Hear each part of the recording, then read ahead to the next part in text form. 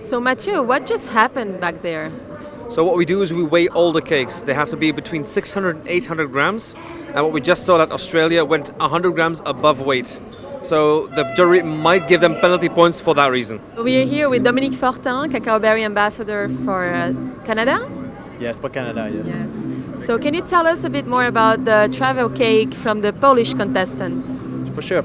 So what's interesting about travel cake is actually the packaging is made in a sense that the box open and there's multiple plates attached to the box. The cutlery is also inside of the box, so it's ready to eat. Quite different than everything else we see today. We are now with the jury president, Frank Haasnoot. So Frank, what have you seen since this morning?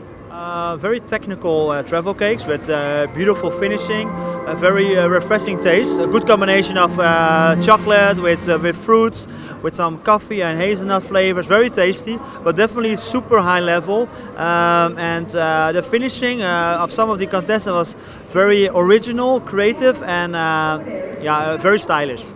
Donc nous sommes ici avec Charles Hazard, ambassadeur Cacao Berry Middle East. Charles, qu'est-ce que tu penses de toutes les showpieces depuis ce matin? Oui, on peut voir une évolution au niveau des showpieces. On trouve une belle évolution au niveau